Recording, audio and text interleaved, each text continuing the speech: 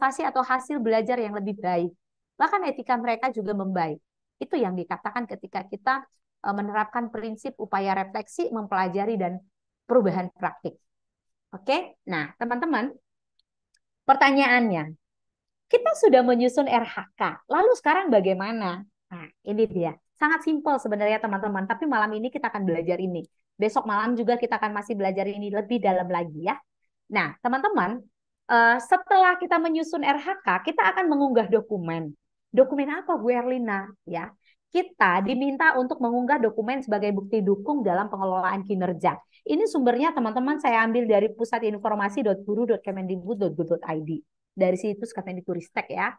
Nah, teman-teman, bentuk bukti dukung itu merupakan dokumentasi yang kita kumpulkan sebagai bagian dari pelaksanaan kegiatan pengelolaan kinerja.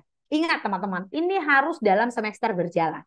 Semester berjalan artinya, kan dalam 1 tahun tuh, mulai dari Januari ke Desember, maka semesternya kita untuk melakukan RHK itu kan dalam, bukan semester ya, banyaknya itu kan per semester. Berarti dalam 1 tahun, kita melakukannya 2 kali. Satu di semester pertama, satu di semester kedua. Artinya satu di bulan Januari ke bulan Juni, satu dari Juli ke bulan Desember. Nah, teman-teman, bukti yang bisa kita setor untuk misalkan semester 1 adalah segala hal ataupun segala pendokumentasian yang kita hasilkan dari aksi kita di selama semester berjalan tersebut. Berarti dari Januari ke Juni untuk semester 1, dari Juli ke Desember untuk semester 2. Seperti itu. Loh Bu Erlina, bukannya di Januari kita nyusun RHK? Ya nggak apa-apa Bu. Kan Ibu nyusun RHK itu nggak sebulan penuh gitu ya. Misalkan kita nyusun RHK itu di tanggal 15 Januari. Maka teman-teman, 15 Januari itu ketika begitu setelah selesai disetujui kepala sekolah, lalu kita sepakati gitu ya, maka 1 detik kemudian kita udah bisa langsung tuh mulai unjuk kerja, mulai aksi gitu ya. Maka mulai dari situ udah bisa kita melakukan bukti dukung. Seperti itu ya, Bapak Ibu. Nah, dokumen yang kita unggah, teman-teman, pada pengelolaan kinerja ini mencakup ada 3, teman-teman. Ada dokumen RPP-nya kita atau perencanaan belajarnya kita di kelas ataupun modul ajar, ya. Kemudian bukti dukung pengembangan kompetensi yang kita lakukan, ya. Kemudian bukti dukung tugas tambahan apa yang kita lakukan, ya, teman-teman. Nah, apa-apa tagihan kita ini, teman-teman, yang muncul ini tergantung kita milihnya di RHK apa, gitu ya. Kalau saya di RHK misalnya memilih menjadi narasumber berbagi praktik baik di komunitas belajarnya saya, maka bukti dukungnya adalah berupa sertifikat pengembangan kompetensi sebagai narasumber berbagi praktik baik di komunitas belajar. Seperti itu. Nanti kita lihat lagi lebih jauh. Nah, kita mau lihat satu-satu nih dokumen RPP atau modul ajar ya, teman-teman. Ini masih dari link Kemendikbud itu saya sadur gitu ya, kemudian saya ringkas dan saya tampilkan di sini. Ketika bicara tentang dokumen RPP, Bapak Ibu, kita akan diminta untuk mengunggah dokumen RPP atau modul ajar pada tahap pengumpulan dokumen persiapan. Artinya apa, teman-teman? Guru mengunggah dokumen RPP modul ajar yang akan digunakan selama observasi kelas oleh kepala sekolah. Berarti ini kita unggah sebelum observasi kelas. Udah bisa kita unggah gitu ya. Nah, teman-teman, formatnya itu dalam bentuk PDF. Nah, batas ukuran maksimalnya itu 10 MB. Rata-rata file di dalam PMN itu, teman-teman, ukuran maksimalnya itu 10 MB. Ya, seperti itu. Nah, kemudian teman-teman, untuk bukti dukung pengembangan kompetensi. Ini menarik karena semalam kita sudah bahas tentang pengembangan kompetensi. Yang kita bahas itu ada 18 poin pilihan dan kita sudah bahas semalam satu-satu gitu ya. Nah, apa yang kita dapatkan di sana gitu ya. Nah, sertifikat yang didapatkan dan dihasilkan selama periode 6 bulan yang sama pada saat pelaksanaan kinerja berlangsung, inilah yang akan kita unggah di bukti dukung pengembangan kompetensi. Nah, sebagai contoh, teman-teman, ya saya ambil satu contoh. Bukti dukung yang dikumpulkan pada pengelolaan kinerja ini berlaku itu mulai dari periode Januari ke Juni 2024 itu adalah sertifikat yang didapatkan dari hasil perencanaan atau sasaran kinerja pegawai dan pelaksanaan kinerja pada periode yang sama, yaitu Januari ke Juni 2024.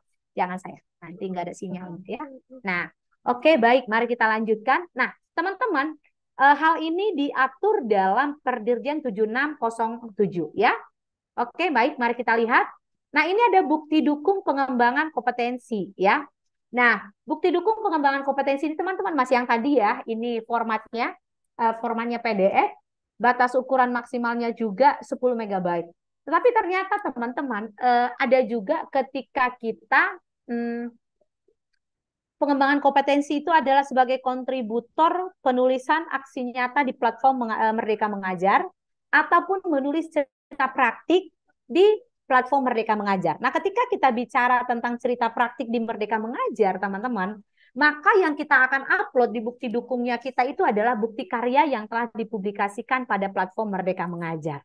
Bu Erlina, saya akan nulis bukti karya. Saya nulis tuh Bu Erlina, saya kirim di kolom bukti karya di platform Merdeka Mengajar. Tapi yakin Bu Erlina itu nanti akan lolos seperti itu ya.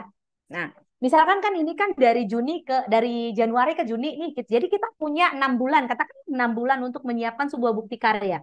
Lalu di Januari kita rencanakan, kemudian di Februari kita mulai menunggu-nunggu apakah dia akan diterima atau tidak.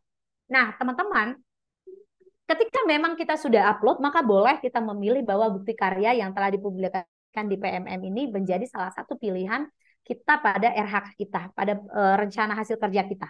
Lalu kalau nanti dia nggak lulus gimana? Tidak apa-apa teman-teman gitu ya. Silakan dikonsultasikan dengan admin di sekolah. Nggak ada admin di sekolah ya. Di sekolah itu adminnya kan kepala sekolah ya. Kepala sekolah, kalau di dinas baru ada admin gitu ya. Silakan diskusikan dengan kepala sekolah, tapi silakan amankan Bapak dan Ibu dengan mengambil beberapa poin dari indikator pengembangan kompetensi yang lain yang memang yakin akan diperoleh sehingga batas minimum 32 JP kita itu terpenuhi. Seperti itu ya. Nah, teman-teman, kalau memang itu adalah sertifikat gitu ya, selama pengembangan kompetensi, apakah itu memang pelatihan melalui PMM boleh? Apakah harus selalu melalui pelatihan di PMM? Tidak. Ini dengan tegas kita katakan tidak. Tetapi siapa pelaksanaannya? Ini sangat memanusiakan hubungan sekali saya rasa Kemendikbudristek dengan teman-teman di sekolah juga bisa melakukan desiminasi bersama. Satu sekarang jadi narasumber, yang lain jadi peserta, berbagi praktik baik, boleh. Nah, loh praktik baik saya kan gak hebat Bu Erlina. Teman-teman, praktik baik itu adalah sebuah praktik yang kita lakukan di kelas yang mampu mengatasi kesulitannya kita di kelas. Artinya kalau ada hal semula adalah keluhan kita di kelas, ternyata setelah kita melakukan sebuah aksi justru keluhan itu bisa gitu. Nah, itu bisa kita tuliskan ke dalam sebuah praktik berbagi praktik baik namanya, sebuah praktik baik. Nah, penulisan praktik baik itu tapi ada aturannya, teman-teman. Aturannya itu adalah apakah dengan konsep STAR atau dengan konsep atap. Kalau bicara konsep atap, sebenarnya sama aja konsepnya dengan STAR ya. Jadi atap itu A itu awal, ya. Awalnya gimana? Murid saya tuh nyebelin banget. Namanya si Butet, nggak pernah ngerjain PR, misalkan seperti itu ya. Nah, kemudian langkah kedua adalah tantangan. Nah, bagaimana Bapak dan Ibu menghadapi si Butet yang nggak mau belajar, yang nggak pernah siapin PR? Ini tantangan bagi kita. Lalu ketika tantangan ini kita lihat, tentu kita melihat hal-hal baik apa yang akan muncul ketika tantangan ini atau ketika perilaku Butet ini bisa kita antisipasi. Misalkan tantangannya adalah, saya rindu si Butet ini benar-benar bisa mengikuti pembelajaran saya secara penuh di kelas dengan suasana yang bermakna dan menyenangkan, dan dia akan mengerjakan tugas yang saya berikan, misalkan seperti itu tantangannya kita. Nah, kemudian teman-teman, untuk melakukan tantangan ini agar ini benar-benar tercapai, kita melakukan sebuah aksi. Aksinya apa? Inilah strategi yang kita lakukan. Nah, di aksi inilah kita akan berbagi, dan di aksi inilah nanti teman-teman akan mengadopsinya. Oke. Nah, kemudian di P, ATA. P itu adalah perubahan atau pelajaran. Perubahan apa yang tercipta setelah aksi dilakukan? Oh, ternyata si Butet jadi anteng belajar. Saya masih di gerbang sekolah, si Butetnya udah lari-lari ke saya. Manggil-manggil tuh, "Hey, Bu Erlina udah datang. Bu, saya boleh bantu bawa tasnya," misalkan. Berarti ada sebuah perubahan yang bisa kita wujudkan di sana. Teman-teman, ketika kita membagikan ini saja, kita namanya sudah menjadi narasumber berbagi praktik baik. Ya, di mana? Di sekolah, gitu. Jadi tidak harus ada label narasumber berbagi praktik baik dari BBGP atau bahkan dari platform Merdeka Mengajar, gitu. Jadi ini sangat memanusiakan hubungan sekali. Persoalannya teman-teman sudah punya komunitas belajar di sekolah atau belum? Jadi teman-teman semester depan biar RHK-nya nilainya tinggi, silakan teman-teman dibangun komunitas belajar bersama di sekolah. Bukan dibangun ada bangunannya gitu ya. Ada strukturnya yang kita buat. Silakan dibuat strukturnya, siapa yang menandatangani kepala sekolah cukup. Ya, setelah ditandatangani kepala sekolah, maka kita akan memilih 3 penggerak. Jadi teman-teman, ketika kita mendaftarkan komunitas belajar ke dalam platform Merdeka Mengajar, maka kita yang mendaftarkan itu syaratnya adalah kita sudah harus menyiapkan minimal 2 aksi nyata di platform Merdeka Mengajar. Ya, setelah itu kita boleh menambahkan 2 orang teman kita lagi sebagai penggerak. Ya, tetapi dengan syarat mereka juga sudah mengerjakan aksi nyata minimal 2. Seperti itu ya, teman-teman. Oke, baik, kita akan lanjut. Nah, kita kemudian ke tugas tambahan. Ketika kita bicara tugas tambahan, teman-teman, masih sama ya. Tugas tambahan ini adalah tugas tambahan yang kita geluti, yang kita tekuni di sekolah, gitu ya. Ini kita akan upload dalam bentuk PDF dengan ukuran filenya juga 10 MB. Nah, dapat berupa apa? Apakah ini surat kerja kita atau surat tugas kita dari kepala sekolah beserta dengan surat laporan tugas pelaksanaan. Jadi teman-teman yang kita laporkan itu adalah surat tugas kita dari kepala sekolah, juga surat laporan tugas pelaksanaan. Artinya ada laporan pelaksanaan yang kita susun dan kita upload juga. Jadi tidak hanya surat kerja bahwa saya piket gitu, enggak. Apa yang saya lakukan di piket itu? Maka laporan tugas pelaksanaannya juga saya harus upload seperti itu. Nah, ini diberikan oleh atasan, artinya tanggung jawab itu diberikan oleh atasan kepada kita gitu ya, untuk melakukan tugas tambahan. Jadi harus ada mandat dari kepala sekolah. Sama seperti ketika kita piket kan ada suratnya menunjukkan bahwa kita memang piket seperti itu. Ada putusan yang dikeluarkan oleh kepala sekolah seperti itu ya. Nah, baik. Nah, penting kita ketahui mengenai tugas tambahan ini, teman-teman. Ya, kita kan slotnya masih di tugas tambahan, oke? Nah, guru dapat memilih lebih dari 1 tugas tambahan. Ini berdasarkan surat keputusan atau surat tugas yang telah diberikan. Siapa memberikan? Kepala sekolah, ya kan?